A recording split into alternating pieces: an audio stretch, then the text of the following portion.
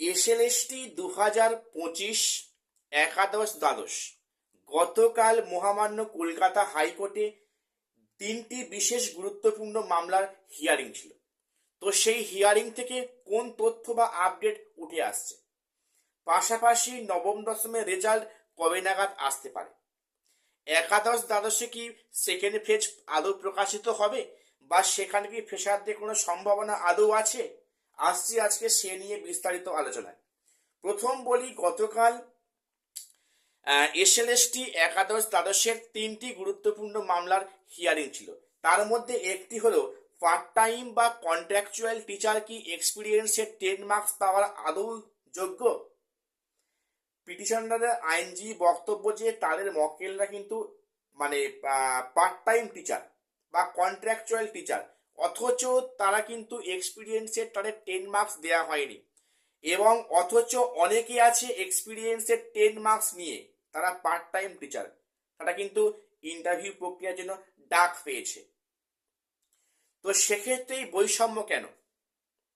তো এমনটি প্রশ্ন করায় কিন্তু কমিশনের আইনজীবী কল্যাণবাবু উনি পরিষ্কার বলেন যে এরকম কোনো খবর এখনো অবধি তার কাছে পৌঁছায়নি, বা যদি এরকম সত্যি হয়ে থাকে তাহলে কিন্তু তারা কিন্তু প্রত্যেককে ভেরিফাই প্রক্রিয়ায় বাতিল হবে।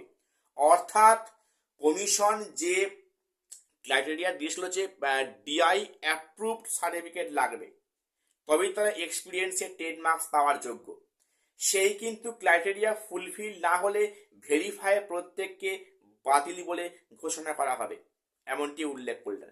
এবং যেটা খুবই একটা মজার বিষয়, এর পরবর্তী ডেট ধার্য করা হলো শুনানির 2 ডিসেম্বর। দেখো, তোমরা জানো যে 26 নভেম্বর কিন্তু বেঙ্গলি এবং ইংলিশে ইন্টারভিউ প্রক্রিয়া শুরু হচ্ছে। তো এই ইন্টারভিউ প্রক্রিয়ার মধ্যে যদি নতুন করে লিস্টটা প্রকাশিত হয় তাহলে সেক্ষেত্রে আমরা কিভাবে বুঝবো যে আদৌ তাদের 10 মার্কসটা বাদ গেল না তাদের 10 মার্কস থাকলো, ঠিক কি না? এটা সমস্যা। এই জায়গাটা আমার একটা ধোঁয়াশা বলে কিন্তু মনে হয়েছে।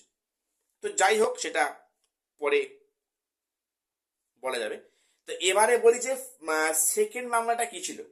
ফাইনাল অ্যান্সার কিতে, অর্থাৎ যখন কমিশন যখন প্রিলিমিনারি অ্যান্সার কি প্রকাশ করলো তাকে অনেক চ্যালেঞ্জ করা হয়েছিল, এবার ফাইনাল অ্যান্সার কিতে কিন্তু অনেকগুলো প্রশ্নের সংশোধন করার কথা, কিন্তু সেখানে কমিশন মাত্র একটা কি দুটো কোশ্চেনে সংশোধন করেছে মাত্র। এখন পিটিশনারের বক্তব্য কিন্তু এখনো অনেকগুলো প্রশ্নের ভুল অ্যান্সার রয়ে গেল, সেগুলো কারেকশন করা আদৌ হয়নি, এবং সেখানে কিন্তু সত্যি যদি সেগুলো কারেকশন করা হতো তাহলে কিন্তু অনেকেই লিস্টের মধ্যে ইনক্লুড হতে পারত। এখন এ বিষয়ে কিন্তু উভয় পক্ষের আইনজীবীদের মধ্যে বাকবিতণ্ডা হয় এ বিষয়ে। এবার পরবর্তী ডেট ধার্য করা হয় নভেম্বরের 25 তারিখ, অর্থাৎ নভেম্বরে কিন্তু 25 তারিখে এই মামলার পরবর্তী হিয়ারিং বা শুনানি দিন ধার্য করা হয়েছে। নাম্বার 3, যেটা খুবই গুরুত্বপূর্ণ, খুবই ইম্পর্টেন্ট, যে টেন্টেড ক্যান্ডিডেট অনেকে এই প্রক্রিয়ায় পরীক্ষায় বসেছে এবং তাদের কল ফর ভেরিফাই ডাকা হয়েছে, এটা কিভাবে সম্ভব? এবং সেখানে কিন্তু